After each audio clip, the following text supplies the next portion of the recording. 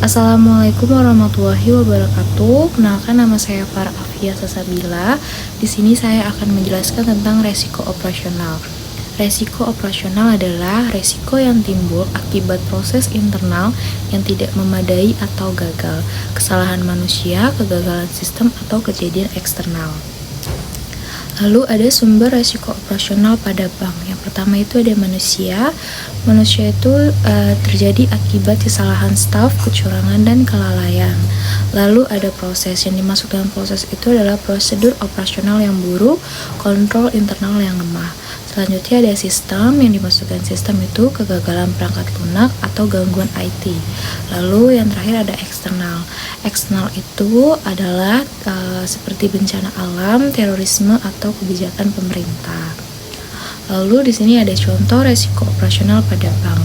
Sebuah bank swasta nasional mengalami gangguan sistem teknologi informasi pada hari kerja yang sibuk. Gangguan ini membuat layanan internet, m-banking, dan ATM tidak bisa diakses oleh nasabah selama lebih dari 5 jam.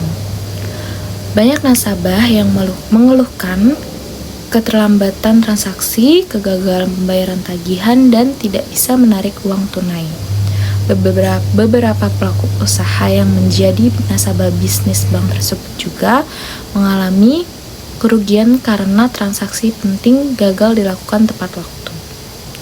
Setelah ditelusuri, ternyata gangguan tersebut disebabkan oleh kesalahan konfigurasi saat pembaruan sistem yang dilakukan oleh tim IT internal bank tersebut. Tidak adanya uji coba menyeluruh sebelum peluncuran sistem baru menunjukkan lemahnya prosedur dan pengawasan internal. Akibatnya, bank tidak hanya mengalami kerugian finansial dari transaksi yang gagal, tetapi juga kehilangan kepercayaan nasabah. Tak lama setelah kejadian, banyak nasabah mulai memindahkan dananya ke bank yang dianggap lebih andal. Lalu selanjutnya ada pengelolaan resiko operasional. Yang pertama itu ada identifikasi resiko, itu mengenali titik-titik rawan dalam operasi.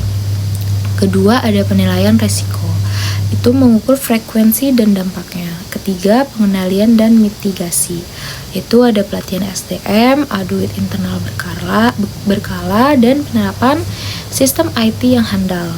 Yang keempat, pemantauan dan pelaporan, sistem pelaporan kejadian operasional.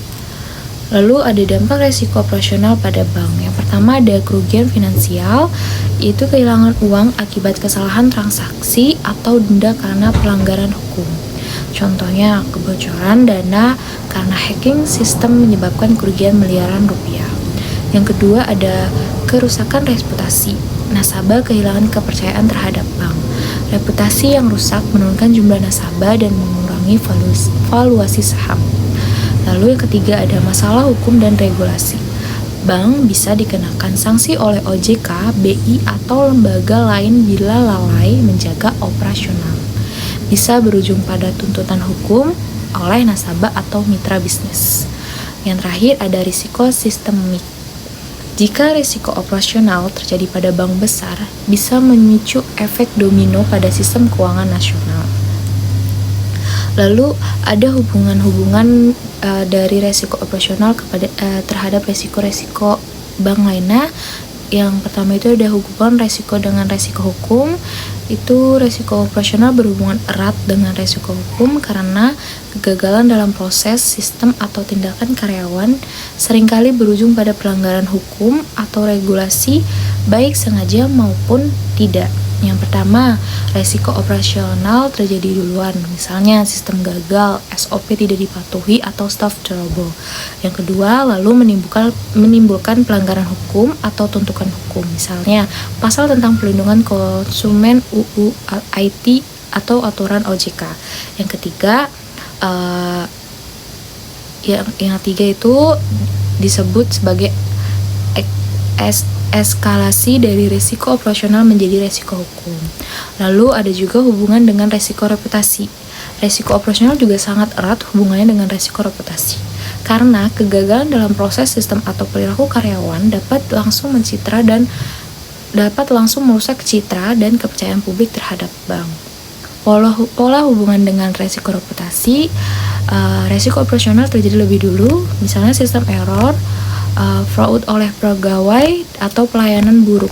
Resiko reputasi muncul, kemudian nasabah kecewa, publik mengetahui kejadian melalui media sosial, dan persepsi negatif terhadap bank menyebar. Akibatnya, nasabah menarik dana, calon nasabah ragu untuk bergabung, dan nilai pasar bank bisa menurun. Misalnya, seorang pegawai bank ketahuan memasukkan data nasabah untuk mengajukan kredit fiktif. Meskipun hanya satu cabang yang terlibat, berita itu menyebar luas melalui media sosial. Publik pun mempertanyakan keamanan dan integrasi bank tersebut. Akibatnya, banyak nasabah yang memilih memindahkan dana ke bank lainnya. Kesimpulan dari resiko operasional merupakan jenis resiko yang sangat penting dalam dunia perbankan karena menyangkut kegagalan proses internal sistem, kesalahan manusia, maupun faktor eksternal. Resiko ini tidak berdiri sendiri, tetapi sangat berhubungan dengan resiko-resiko lainnya seperti resiko hukum, resiko reputasi. Oleh karena itu, pengelolaan resiko operasional harus dilakukan secara komprehensif dan terintegrasi dengan manajemen resiko lainnya untuk menjaga kelangsungan kepercayaan terhadap bank. Sekian itu saja. Bila ada kata yang salah, mohon maaf. Wassalamualaikum warahmatullahi wabarakatuh.